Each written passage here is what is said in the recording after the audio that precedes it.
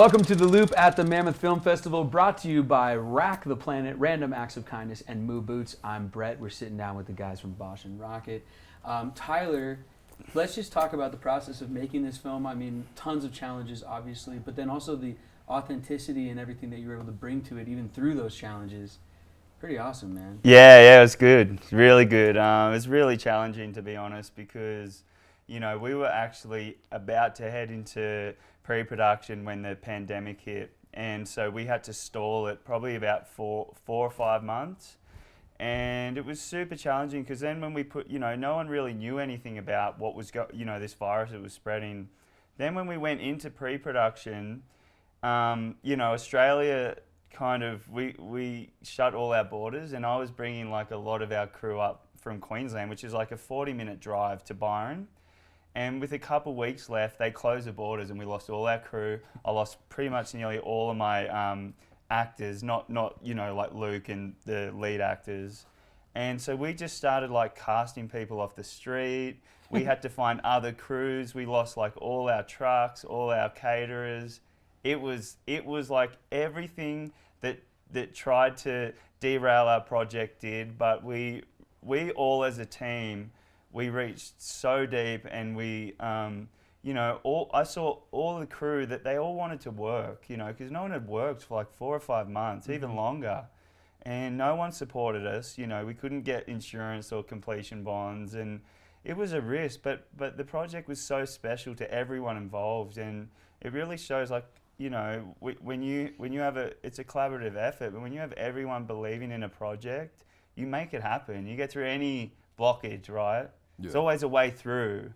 You just can't give up, and this film is that, and it really came across too. Well, filmmaking is problem solving at the best of times, right? And then you throw in all of these restrictions and locations, and we stole a few locations, and got kicked off a few from Parks and Recreation. Yeah.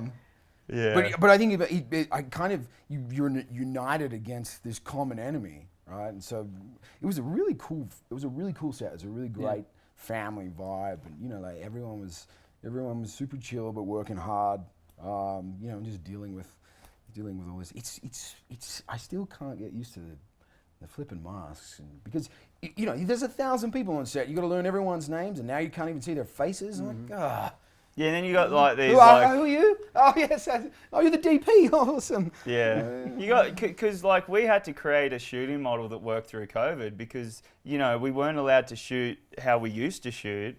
So, and no one was really shooting at that time. There'd been a couple projects worldwide that got shut down, and we just sort of created this model that worked, and we just had to really own it. And you definitely get those old guys that had been in the film industry for 40 years, the crew, and they're not wearing masks, and then we would get shut down if we didn't have masks, and it was like, there's so much on the line. It's not like we had, tens of millions of dollars budget, but still, it's a lot of money making, a film without being insured, and if one person gets COVID, we would have lost the whole film. Yeah. So there was a lot on the line, but people were careful, and it was so new. No one was used to masks, and we had to like have little pods go in and clean everything, and it put like another 20% on our shooting day, because everything had to get cleaned after every take.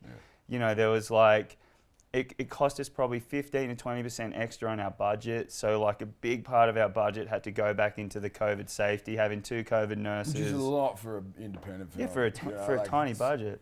Well, let's talk about the film more specifically. I mean, it's basically your story, right, Tyler? Yeah. BOSCH ROCKIT is inspired by my journey growing up as a kid, and really, after I sort of went through a lot in my earlier life, and I was fortunate enough to find like, yoga and meditating, and I really cleaned my life up sort of through my 20s. And then, going in my 30s, I was finally ready to tell a story that I had a lot of trauma around. And so it sort of came out, and really to me, I started seeing like, I'm a father, but started seeing the repercussions of alcohol and drugs in families. And when I grew up in the Gold Coast, it was quite a heavy place. There was a lot of alcohol, a lot of drugs. I wasn't the only kid that was around this. It was every one of my friends either had alcoholic mums, and the instability of that, and this unstable environment when a child's so young, and that's their foundation. There's nothing stable or grounded there. And I really wanted to explore that, because in our world where there's a lot of shit going on, there's a lot of beauty, but there's a lot of shit. And I think we as a community, we need to talk about parenting and what environments are these children growing up in. Because if that's your foundation of like an alcoholic mother that's just like gnarly, then 1 minute loving you, the next minute just like narcissistic behavior, that's that child's foundation of a relationship. So it just really explores that. Yeah. How do you like Luke and I were talking about like I mean he does explore and is so authentic and stuff like that, but it kind of is uplifting or at least has that message at the end. How do you balance that out as a filmmaker? Yeah, that was always something we always spoke about, and I think for me it's real. And you know, just to sort of backtrack a little, when I was going through trying to get my script funded, and I'd have all these funding bodies going, "Oh, this is not real. You got to take the swear words out. That's not real." And I said, "No, it is real, because I made a film exactly how I grew up. Yeah. I left the C words in there. I left the F words in there, because that's how we spoke. I still speak like that now, because it's just that's how we grew up. That's Australian culture too, and it was interesting, especially kids, teenagers, like you know, and still to this day, they still say it. They see where it gets thrown around, like you know, you call your mates C word, you know, like it is part of the culture, and to take that away, I think, you know, we've both fought everyone on every side, you know, because everyone wants to remove it because it's so offensive. But, you know, like, but you're allowed to shoot people in the face, but you can't say the C word. Like, I'm just that was my narrative. I'm like, okay, so your last film had about 30 point blank murders in it, and I'm not allowed to say a C word in my film. I said, that is so twisted that you can have all this violence and gun violence in films that I'm not allowed to say a swear word. Yeah. And they were kind of shut up, because it's real. Like, you got to change the perspective, right? But in saying that, like, what I found through my journey in life was that, it did come into the film, is that like through every trauma, every hardship in our life, that's the biggest opportunity to grow and to change and to find the lesson in that moment. And it's hard to do that, but that's what it is. It shows a kid that he doesn't succumb to being a victim and to his family. He actually grows. It's beautiful. It's a beautiful journey. I want to talk about the performances, by your actors here. I mean, Luke playing your dad, but then also nailed it. You know, I think someone playing you as well. You know, like let's talk about your actors a little bit.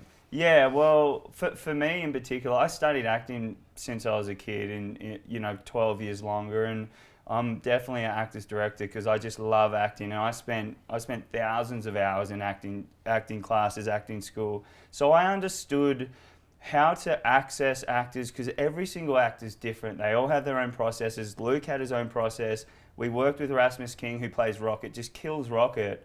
And for me, working with Luke, he was so easy. Like, he challenged me in all the right ways, and I challenged him in all the right ways. And we only met 2 weeks before we started shooting. Yeah. So, Luke, and when I met Luke, I found out the meeting we had at that coffee shop that he had 3 daughters, and I knew he had that soft spot, because any male that has like daughters, it's different than having a son. There's some sort of there's a different energy that a man has when they have a daughter, that relationship with the daughters. He's a big softie, but then he's masculine too, and he's got that, he would protect the family. And I think BOSCH has a great balance where he's so flawed, but you can't blame him because he's trying everything he can to be a good man, like we all are in life. Yeah, but it's a beautiful. It felt like we knew each other when we were speaking. I was like, and we grew up like moments away from each other. We know a lot of the same people, so there was a dialogue between us instantly that was easy. We never battled, but we had like great debates about a lot of this stuff. And for me, I wanted and you as well. This is it. I wanted to make BOSCH accessible to everyone. I wanted to make him, because this is what he's not an evil guy, right?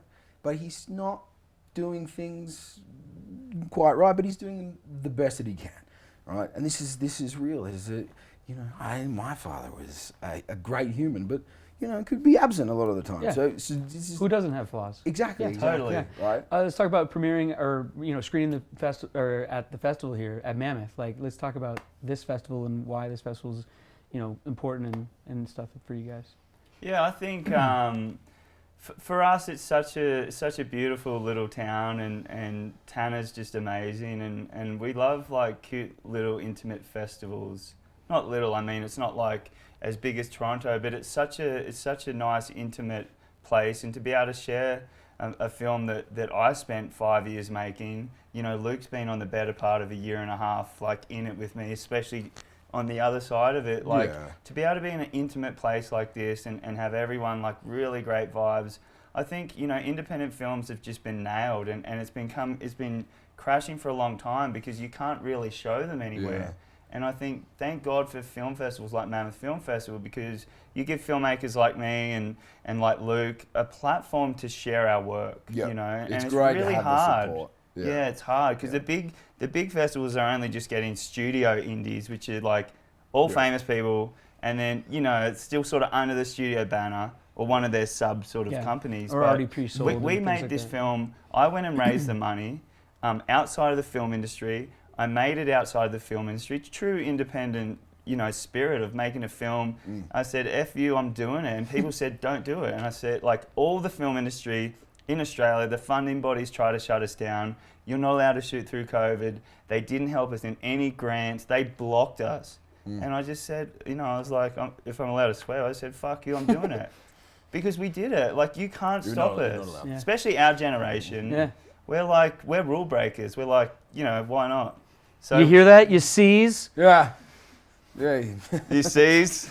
You sees? Bunch of C-bombs. You guys, thank you so much for sitting down with us. Yeah, Honestly, thank you. The movie's awesome. We can't wait for the world to see it. Thanks so much for the support. It's yeah. Yeah, thanks for great- support. great Yeah, course, this guys. is Yeah, such no, a it's our pleasure. great experience. For Tyler and Luke, I'm Brett. That's the Luke.